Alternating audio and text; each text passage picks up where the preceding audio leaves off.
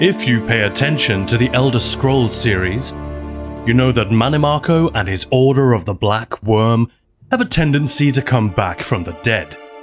Duh. And if you play the Elder Scrolls Online, you may know that it's about to happen again. But you may not realize that because ESO is set long before the main series, we already know where some of this is going. And it looks like ESO might be about to pay off a very cool piece of Elder Scrolls mythology that was set up 20 years ago. And we thought this was a great opportunity to take a proper look at the history of Mannimarco and the Worm Cult. It's cool and there's a lot of it. A quick reminder of their future in the main series, and some healthy speculation about where their story is headed next. Light spoilers ahead for those who haven't played Oblivion, Daggerfall, or certain stories in ESO. There will be some heavier spoilers at the end, but for now, you're safe.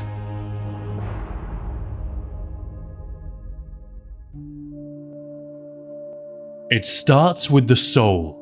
In Elder Scrolls lore, the soul, or animus, is a very real and powerful thing and can be manipulated. Souls of creatures can be trapped in soul gems and used to cast spells or charge magical weapons, which is technically necromancy but is usually considered acceptable. On the other hand, animating the dead or using black soul gems to trap the souls of sentient beings like humans and elves, these are seen as dangerous and immoral and are usually banned. So there's a dividing line, and disputes about where to draw that line come up again and again in the Elder Scrolls, between those who seek to outlaw dangerous knowledge and those who want total freedom to study magic in all its forms, or those who have no morality and just want power. That's where the Order of the Black Worm, also known as the Worm Cult, comes in. The Order was founded by Mannimarco, an elf who claimed to be one of the oldest beings on Nirn and the first Necromancer, although that is sometimes debated. Whatever the truth, Mannimarco is extremely old, and spent part of his long life studying with the Psijic Order. In ESO's Somerset expansion, we see projections of the past, where he was conducting secret experiments on souls and corpses, including some of his classmates whom he had presumably killed. He showed some of his early work to his friend and fellow student Varnus Galerion, explaining that there is no right and wrong, only power and weakness. But Varnus was horrified, called him a monster, and reported his necromancy to the head of the Psijic Order. It turns out the Psijics had an extremely chill approach to crime, even when it comes to murdering your classmates and defiling their remains. They did nothing to restrain or correct Mannimarco, they just threw him out and exiled him from Artaeum, much to Varnus's dismay. But a handful of students followed him, and these would become the first members of his worm cult in the outside world. Among them was a Psijic named Vastarie, who features multiple times in ESO. She argued that evil arose from individual mages, not from necromancy itself, so forbidding its study entirely was foolish and counterproductive. She helped Mannimarco steal the secrets of soul trapping from Molag Bal himself. She did this partly to impress a boy, a fellow student, but she soon realized her master was not interested in knowledge but only power, so she abandoned him in disgust and fled for her life. But the worm cult found plenty of other followers hungry for power, or suckers who were fooled by all their talk about censorship and repression. The organization grew, partly in the open, but mostly in darkness and secrecy. And as its influence spread, so the practice of soul trapping became commonplace across Tamriel. According to a Mages Guild report, Mannimarco then set about spreading his blasphemous lore, enlisting unscrupulous mages, outcast witches, and vile reachmen into his necromantic network. He dubbed his new cult the Order of the Black Worm, in emulation or perhaps mockery of the monastic orders of the Divines. In most parts of Tamriel, raising the dead was quite properly considered an atrocity, so the worm cult at first operated entirely as an underground, illicit organization. But Manimarco, in addition to being a mighty necromancer, is a wise and wily diplomat, and in many jurisdictions he's persuaded, bribed, or intimidated the authorities into turning a blind eye to the Order's activities. Meanwhile, Varna Scalarion was furious with the Psijics for doing nothing but banishing Manimarco and washing their hands of the problem. So he also quit the Order, returned to Tamriel, and dedicated himself to establishing a mages guild to make magical study available everywhere, counter the influence of the worm cult, and fight the spread of necromancy. He saw the popularization of soul magic for what it was, a tactic by the worms to legitimize soft necromancy in public opinion. The fact that soul trapping is now common knowledge among Tamriel's magery, to the point where so-called mystics sell soul gems of various sizes in every market and bazaar, is a problem that can be laid squarely at the feet of the iniquitous Manimarco and his Order of the Black Worm.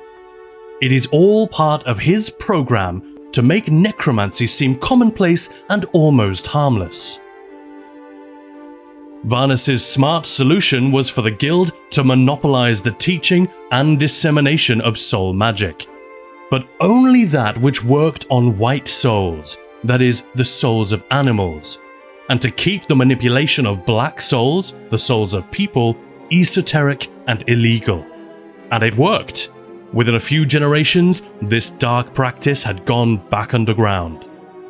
But the guild also needed more material defenses, so Varnus created the Order of the Lamp, a militant wing to serve as protectors and enforcers, and soon the famous guild halls had spread to every major city on the continent. So now we have these two magical clubs with very different goals, led by two of the greatest mages of all time.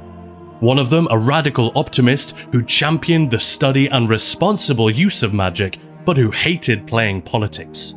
The other, a megalomaniacal sociopath who sought power at any cost, who reveled in political scheming, and who was at this point probably a lich and no longer a regular living being. We don't know exactly when his transformation occurred, and if so, he may have used illusion magic to hide his true appearance, which would have been gross as hell. That's the origin story, if you like. Next came the Soul Burst and the Planemeld. About 200 years after Manimarco and Varnus ditched Artaeum, came the Interregnum in Cyrodiil, the collapse of the Second Empire, and a century of unstable rule by a bunch of warlord emperors.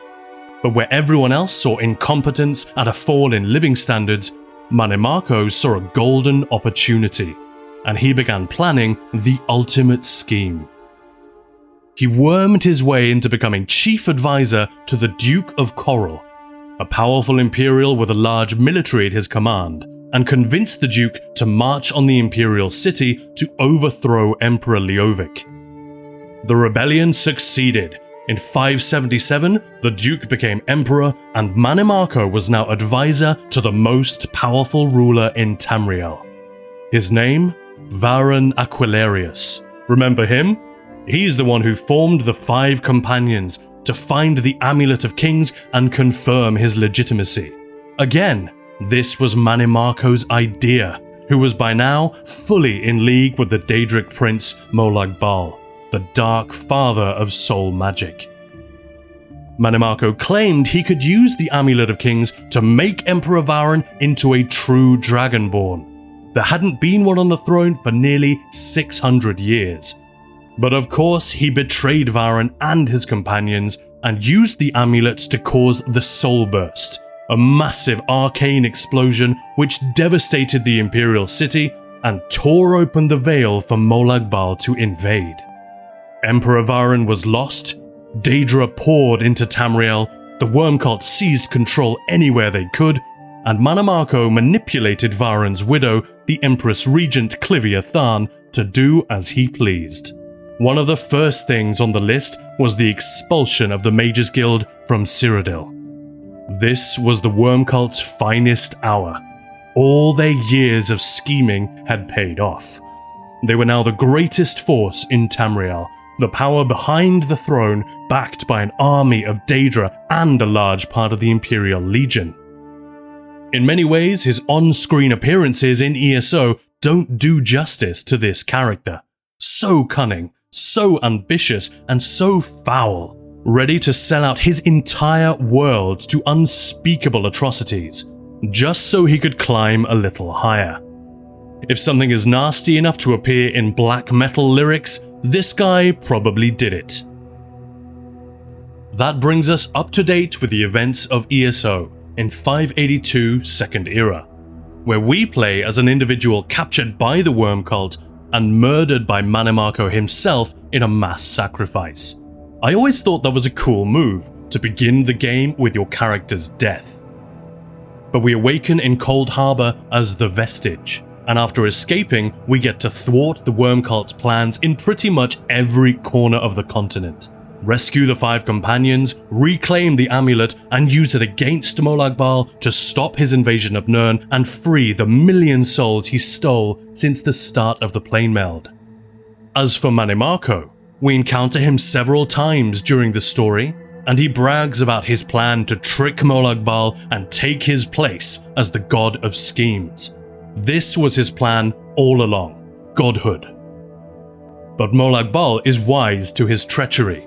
He traps Mannimarco and sentences him to eternal torture in Cold Harbor, where we actually meet him again later on. We can even free him from his torment if we want to, at which point he mocks our kindness and says we will regret freeing him.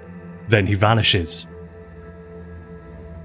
After this, there is a large gap between the events of ESO and the main series. But we know that Mannimarco escapes eventually, because after 3 centuries, the King of Worms is name-checked by his slowed servant in Redguard, and by his Worm Cult servants in Arena, the very first game in the series. He is also named as the original owner of the Necromancer's amulet, a powerful relic. But it seems the writers hadn't yet decided that Mannimarco and the King of Worms were necessarily one and the same person. His next direct appearance is in the Elder Scrolls II Daggerfall, with his Order of the Black Worm rebuilt.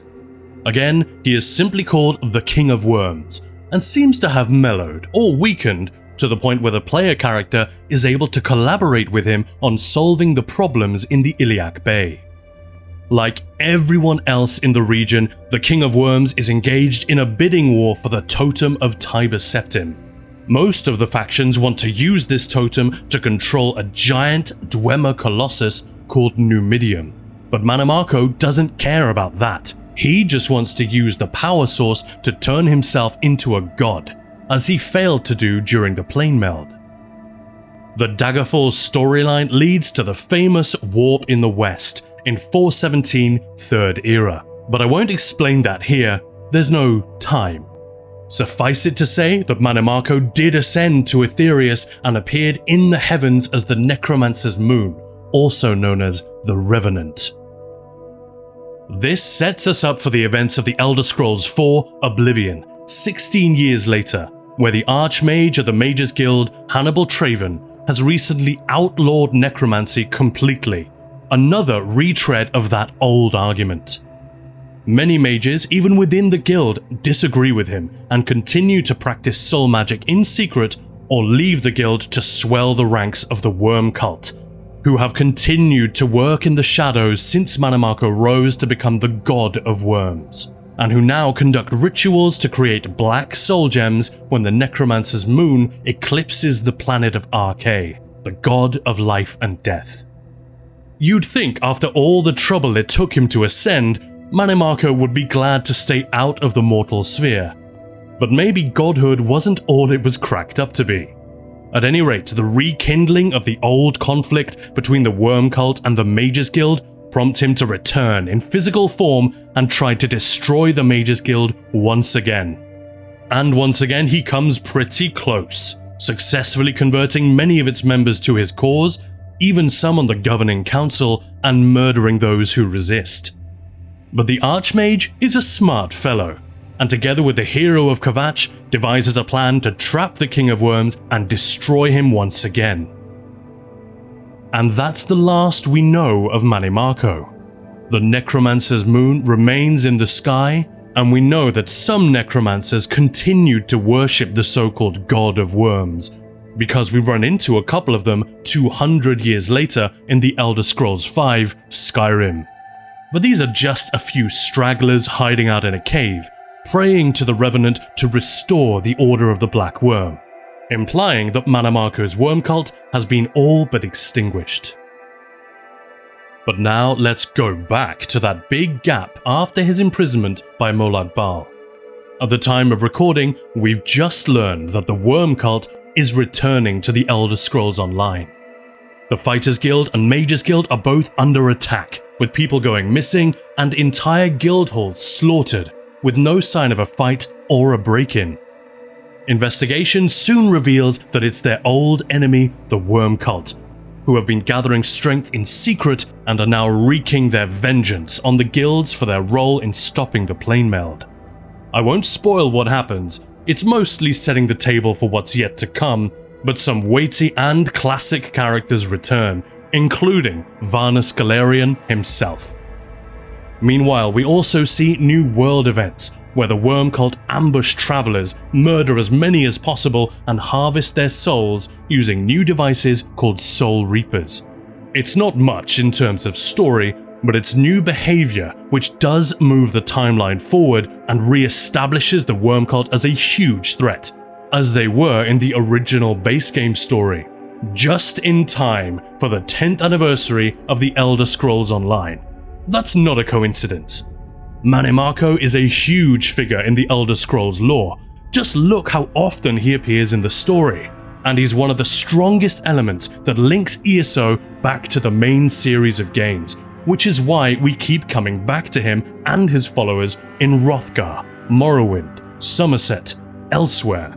In particular, that intimate glimpse into the start of his legendary rivalry with Varnus Galerion on Artaeum, and Varnus' central role in stopping the Planemeld. It feels like it's all building to something. And that's because there's another chapter of the story which we've known about for 20 years, in a book by Horicles entitled Mannimarco, King of Worms, which appears in Oblivion and again in Skyrim. But because it takes the form of an epic poem, most players probably haven't read it all the way through, and its contents have never been depicted because it's all ancient history by the time of the Oblivion Crisis and the Last Dragonborn. But for the Elder Scrolls Online, these events are in the near future, and they're very dramatic and exciting. Here's where the potentially big spoilers come in. So just in case I'm right in my predictions, and the following events are going to play out in ESO in the near future, and you really don't want to know anything in advance, fair warning. In particular, there's one major spoiler which I won't even mention in this video, but it is part of the poem. So before you look it up and start reading, be advised. The first 5 verses of the poem tell the story of the brilliant Psijic students Varnus and Mannimarco. One light and warm, the other dark and cold. It describes their confrontation and Mannimarco's banishment, followed by the creation of the Mages Guild. The next section deals with the growing threat of the Worm Cult in Tamriel, of Mannimarco's transformation into a lich, and the disease-like spread of his dark grip over his mortal servants, who brought to his secret lair herbs, oils, and offerings of human skin, as well as mighty artifacts to increase his power. It's unclear whether this is before or after the Planemeld. This was written during Oblivion's development, years before ESO's story was begun, but it's suitably vague and poetic to the point where it doesn't matter, and we know the next section takes place after the current ESO timeline. The last part of the poem tells how Varnus becomes aware of Mannimarco's return, and decides he must face him and kill the King of Worms once and for all. he gathers an army of mages and knights of the lamp and leads them north to the mountains.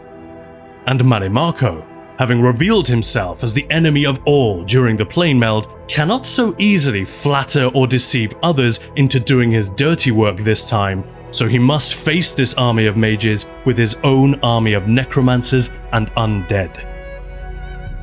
The survivors say the battle was unlike anything ever seen before, with waves of fire, frost and lightning, corpses bursting from the ground to fight, and Varnus wielding magic so powerful that it shook the very mountains and laid waste to the undead hordes. But then came Mannimarco himself, vomiting darkness and blackening the skies, and Nirn itself screamed in the final confrontation. It's pretty stirring stuff, and that's what I'm hoping we're going to get to witness in ESO. In the poem, Mannimarco is eventually defeated, and it seems that those unnamed artifacts played some part in his demise. The fact that it's written in verse makes it harder for us to extract any concrete details, but in a way it's perfect. It gives the writers much more freedom to shape the story within the constraints they have to work with. So, it's fair to say that a final showdown between Varnus and Mannimarco looks quite likely. I don't even care if I'm wrong, it's just cool to think about. But really, why would they bring back the Worm Cult and Varnus Galerion with fancy new assets, voiceovers and storylines if they weren't going to pay off this amazing bit of lore? Also, the Order of the Lamp is a pretty obscure reference. It's only mentioned in a few sources, one of which is this poem by Horacles. So as soon as the Knights of the Lamp suddenly showed up in ESO's last big expansion, I've been hoping that this is where they would go. Mannimarco is such a fantastically evil character, and such a big dog in Elder Scrolls history that it's always cool to see more of him. But even if I'm correct, there's still plenty we can only guess at. Where will this final showdown take place? Somewhere to the north, in the mountains? My mind goes to Hrothgar for some reason, and there is a little sliver of unexplored map between the Reach and Hrothgar, but it could equally be Eastern Skyrim, High Rock, almost anywhere really. And what about these artifacts that seem to be important in the poem? How will they feature? Of the various candidates, the Staff of Worms is the most iconic. We see Mannimarco use it in Oblivion and in ESO, and it also appears in Skyrim. The Bloodworm Helm also appears in Morrowind, Oblivion, and Skyrim. And then there's the Necromancer's Amulet, one of the few such items that appears in every single game in the main series. And it's apparently nasty and powerful enough to cause a string of grisly murders in Windhelm in Skyrim, even long after Mannimarco's death. Also, we see the Worm Cult hunting for all these artifacts in Oblivion, which implies that they do matter to him in some way. I want to remind you again that there's one more big potential spoiler in the poem which I haven't mentioned, just in case.